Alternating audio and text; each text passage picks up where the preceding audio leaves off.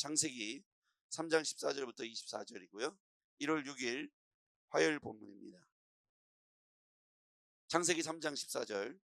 여호와 하나님이 뱀에게 이르시되 내가 이렇게 하였으니 내가 모든 가축과 들의 모든 짐승보다 더욱 저주를 받아 배로 다니고 살아있는 동안 흙을 먹을지니라.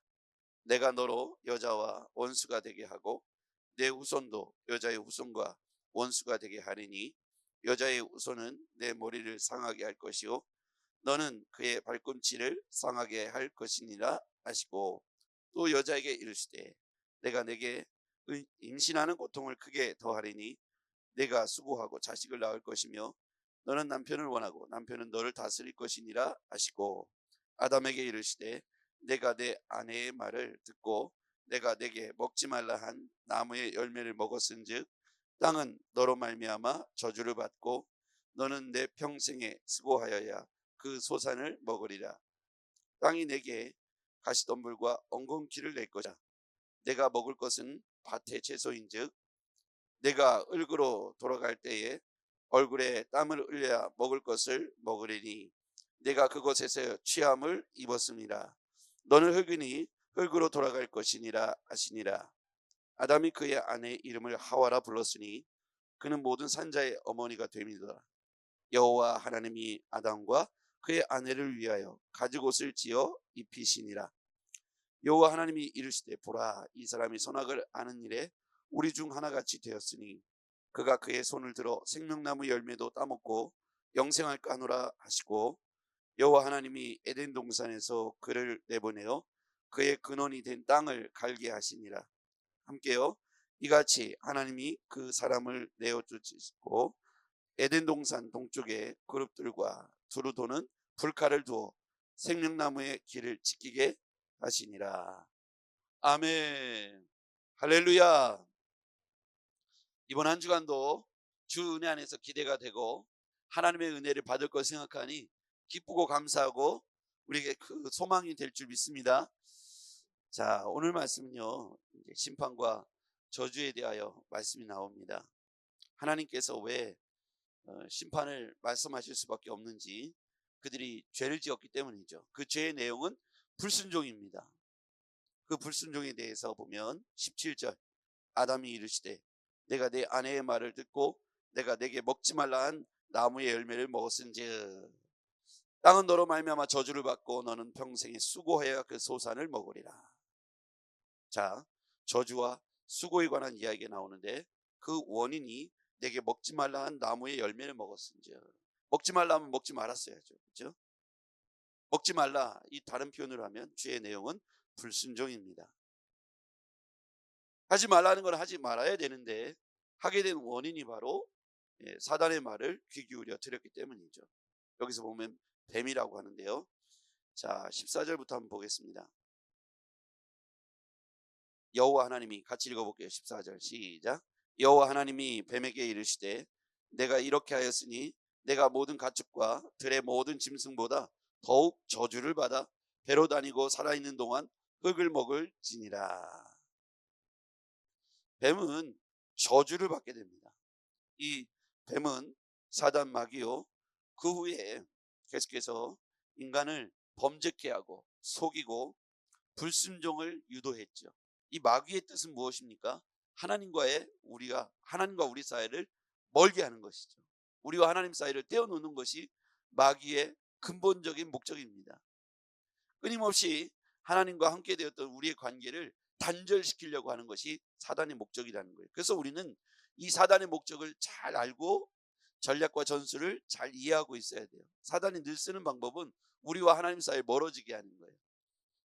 하나님의 은혜를 잔뜩 받아서 하나님을 사랑하고 하나님께 순종하고 하나님이 이끄시는 대로 따라가려고 하면 사단은 끊임없이 우리 입에 불평, 불만과 원망을 집어넣고 하나님에 대해서 서운한 감정, 불만의 마음들을 막 불러일으키려고 사단은 끊임없이 우리를 충동질하지요. 그래서 우리가 내 마음속에 하나님에 대해서 원망하고 서운한 마음이 들 때 사단의 전략, 사단이 쓰는 방법에 우리가 빠졌다는 사실을 깨달아야 돼요. 내 마음속에 왜 하나님이 없는 것처럼 자꾸 생각이 들고 나만 하나님이 사랑하지 않는 것처럼 저분 저렇게 하나님이 역사하시고 은혜를 주셨다는데 왜 우리는 이렇게 사랑받지 못하고, 나에게는 왜 하나님이 인도하시는 것 같지 않고 침묵하시는 것 같고, 그래서 서운한 마음이 들고 하나님이 없는 것처럼 느껴질 때 사단이 우리 마음속에 무슨 마음을 부어줬냐면, 하나님과 관계를 끊어놓으려고 하는 단절, 하나님을 원망하고 하나님 곁을 떠나려고 하는 그런 사단의 전략이 나에게 있다는 사실을 깨닫고, 내가 하나님과 좀 더 친밀하고 좀 더 가깝고 하나님과의 관계가 회복되어지고, 여러분 그렇게 우리의 삶에 어려움이 왔을 때, 고난이 왔을 때, 시험이 왔을 때 극복하시길 바랍니다.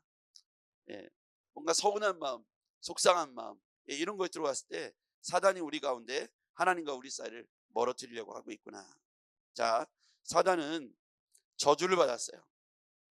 뱀은 저주를 받고 배로 다니고 흙을 먹어라 이렇게 됐죠. 그리고 15절에 보니까 내가 너로 여자와 원수가 되게 하고 내 후손도 여자의 후손과 원수가 되게 하리니.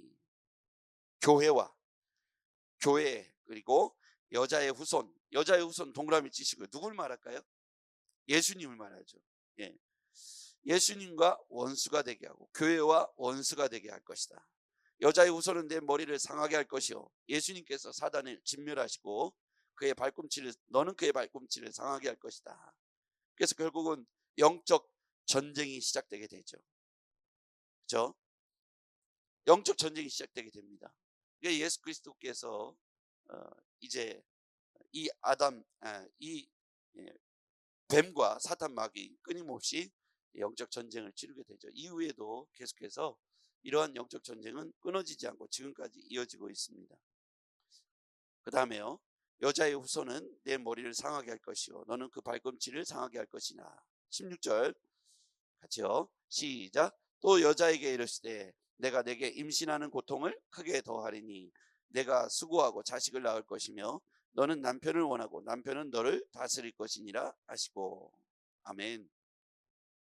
여기에 보면 여자에게는 내게 임신하는 고통을 크게 더할 것이다. 내가 수고하고 자식을 낳을 것이다. 여러분, 임신하고 자식을 낳는 건 축복입니까? 저주입니까? 축복이죠. 예, 그렇게 할 수 있다면 축복이다 이겁니다. 그런데 이게 왜 고통이 되고 산고가 돼야 될까요? 이게 저주예요. 가장 무서운 건 뭐냐면, 내가 그 일이 좋은 일임에도 불구하고 하면 할수록 고통스러워지는 게 저주라는 거예요. 원래는 기뻐해야 되는데 고통을 느껴야 된다는 거예요. 여러분, 그 뒤에 남자는 어떻게 돼요? 아담은. 자, 17절 읽어볼게요. 시작. 아담에게 이르시되 내가 내 아내의 말을 듣고 내가 내게 먹지 말라 한 나무의 열매를 먹었은즉 땅은 너로 말미암아 저주를 받고 너는 평생에 수고하여야 그 소산을 먹으리라. 너는 평생에 수고하여야 그 소산을 먹으리라. 자, 그러면 일하는 건 축복입니까? 저주입니까? 다시 한번 질문해 볼게요. 그럼 우리가 죄에 놓여 있기 때문에 그게 그런데, 원래는 일을 한다는 건 뭡니까? 축복이죠. 일할 거리가 없으면 그게 저주죠. 그렇죠? 일을 한다는 건 좋은 거예요. 자, 한번 다시 질문해 볼게요. 우리가 하나님과 가까워지고 성령이 충만하면 출근길이 기쁠까요? 고통스러울까요? 기쁘죠. 그러니까 이제 제가 이렇게 질문을 하면 이런가 저런가 그럴 수 있어요. 근데 제가 하고자 하는 어떤 질문이 있기 때문에 그래요. 자, 여러분, 우리가 아침에 성령을 받고 아침 굿모닝 세븐하고 은혜를 잔뜩 받고 부흥회를 참석하고 그러면 출근길이 가벼워요. 기뻐요. 그렇죠? 일한다는 게 이렇게 기쁘구나.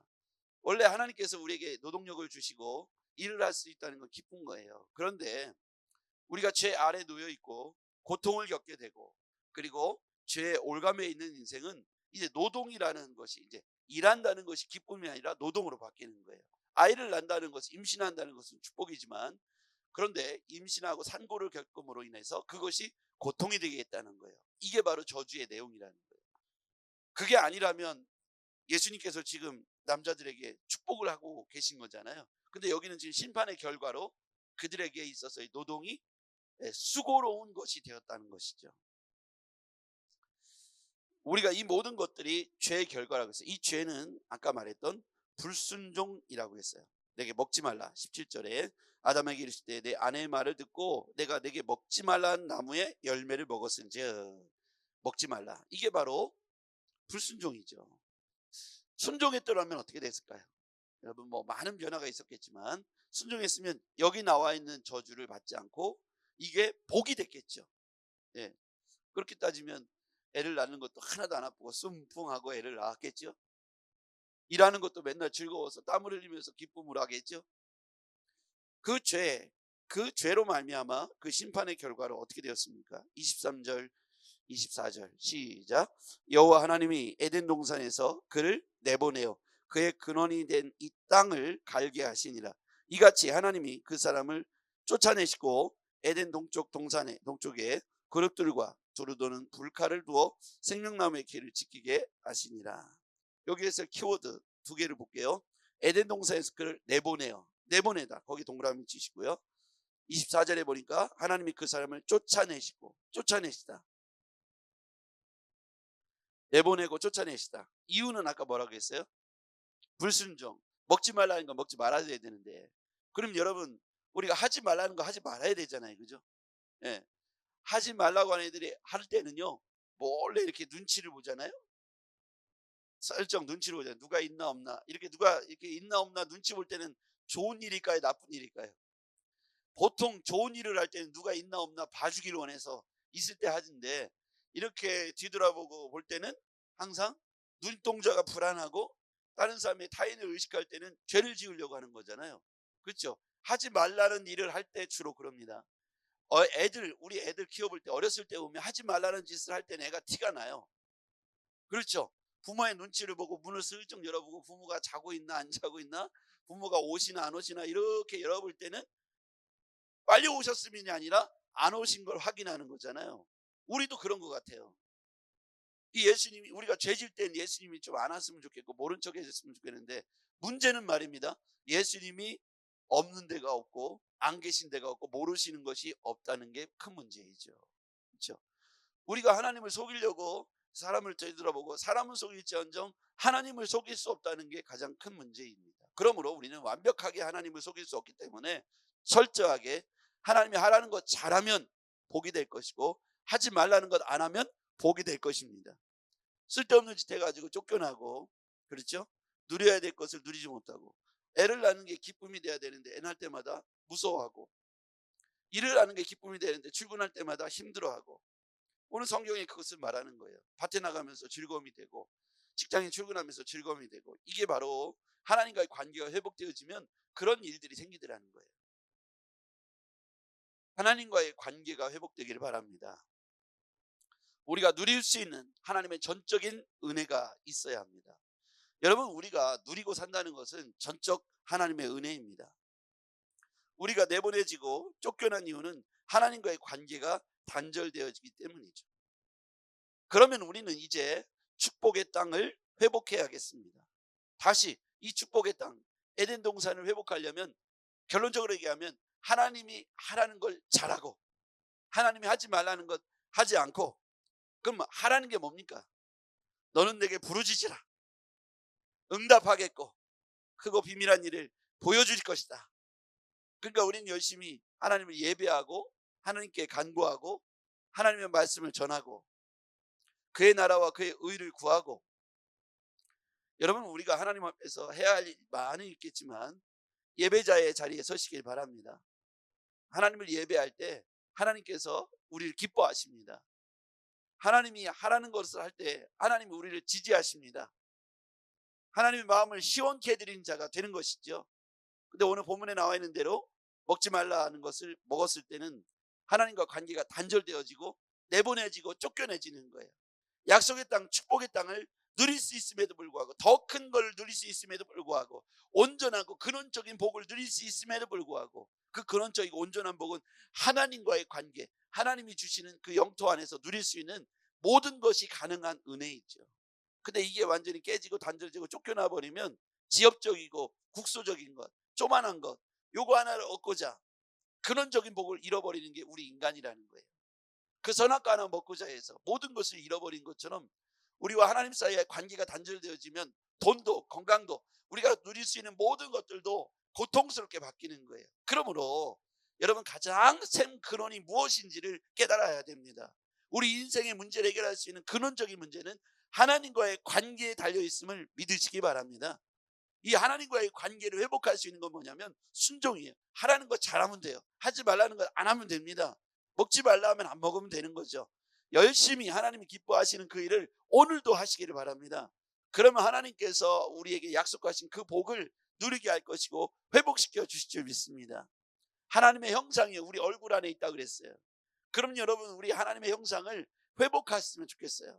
그러니까 하나님과의 관계가 회복되어지고, 그러면 우리가 고통스럽게 생각했던 모든 것들이 다시 축복으로 바뀌어지고, 일하러 나가는 일터의 현장이 기쁨이 되어지고, 우리가 살아가는 모든 인생이 고통이 아니라 감사와 기쁨이 될 줄 믿습니다. 태초 에덴 동산 그 기쁨과 감사를 회복하는 하루가 되기를 바랍니다. 기도하겠습니다. 전능하신 아버지 하나님, 감사합니다. 오늘 우리가 말씀을 깨닫고 보니 우리의 삶의 저주가 원래는 기쁨이어야 하는 것을 깨닫습니다. 하지 말라는 것 하지 말았어야 되는데 인간이 지엽적이고 국소적이어서 눈앞에 보여지는 작은 이득을 탐하기 위하여 근원적으로 하나님과의 관계에 불순종으로 죄를 지었습니다. 하나님, 이제 우리와 하나님 사이의 관계를 다시 회복할 수 있도록 도와주시옵소서. 예수님의 이름으로 기도하옵나이다. 아멘.